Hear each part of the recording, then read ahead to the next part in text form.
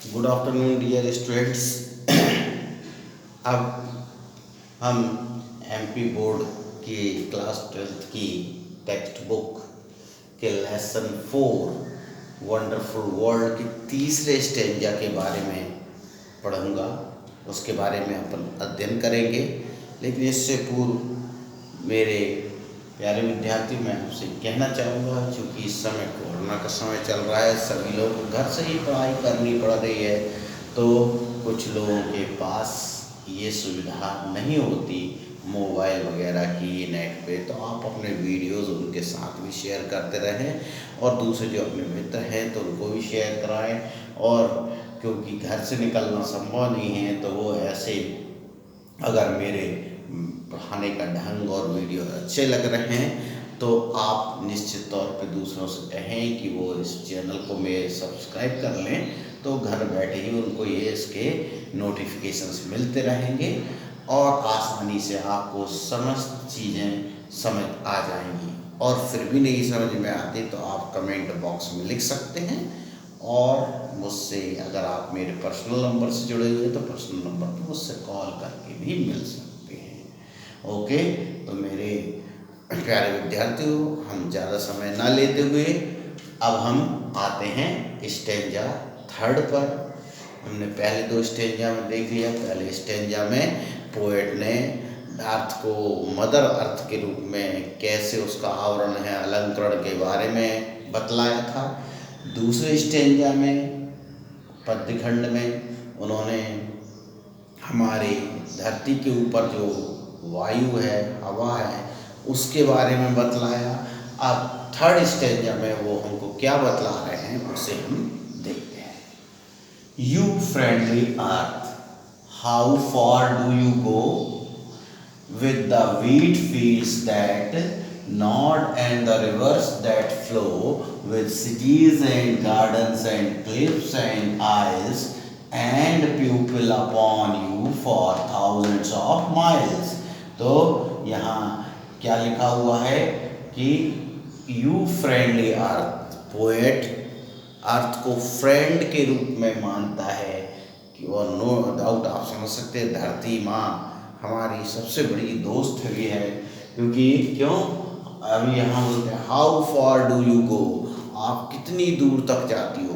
कितनी दूर तक, तो धरती कहीं नहीं आती, मतलब कितनी दूर तक फैली हुई हो। With the wheat fields that not, आपके साथ साथ जहाँ जहाँ तक आप गई हो उसके साथ साथ क्या है, गेहूं के खेत जो सिरहिलाना, नॉट यानी सिरहिलाना होता है, गेहूं के खेत जो दूर दूर तक फैले हुए हैं।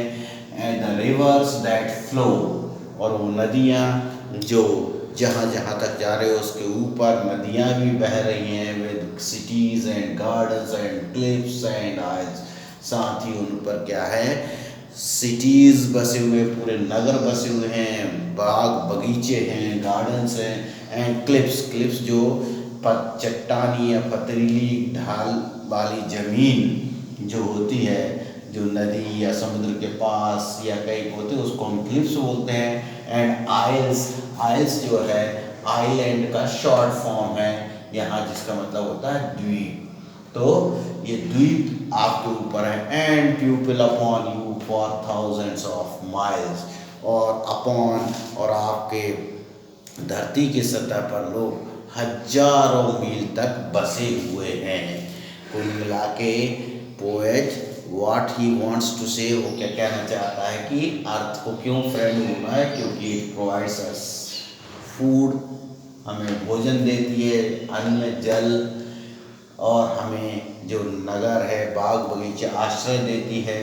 और कहना चाहिए पूरी मानव सभ्यता जो है उसका भरण पोषण करती है।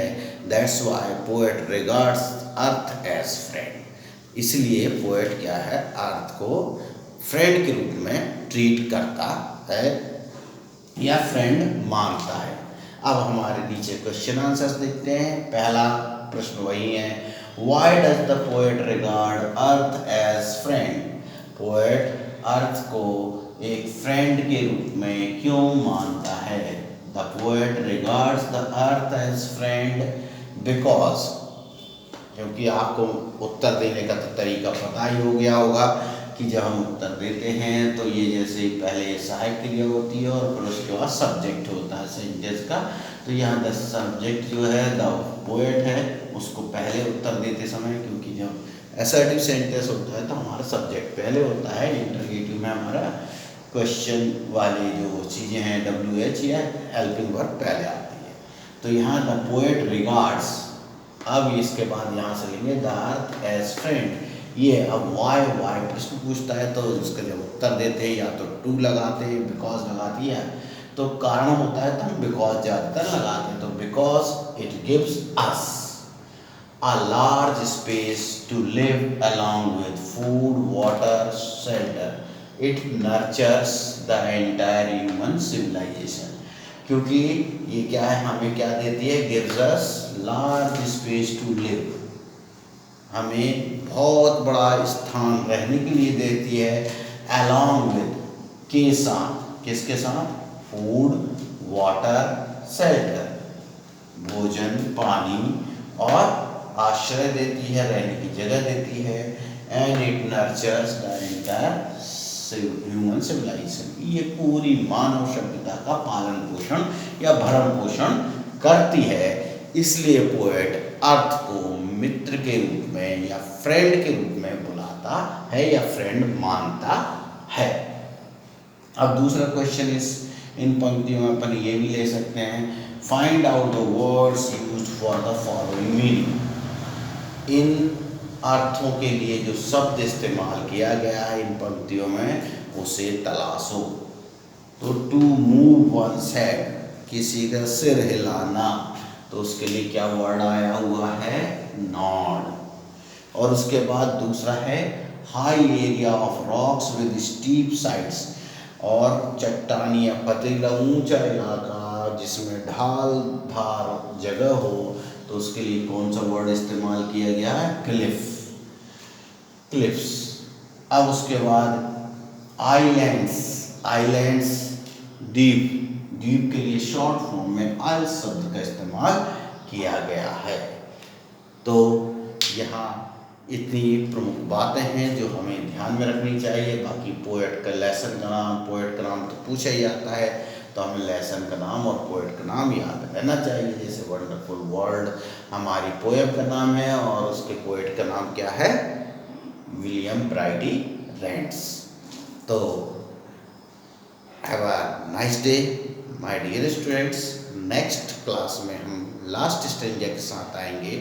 तब तक के लिए हम अगली क्लास की प्रतीक्षा करते हैं, लेकिन इससे पूर्व आप इसे अपनी नोटबुक में ज़रूर नोट कर लें। पूरी आपकी याददाश्त के लिए भी अच्छा रहेगा और साथ ही अपने मित्रों के साथ इसको ज़रूर शेयर करें। Okay, have a nice day once again.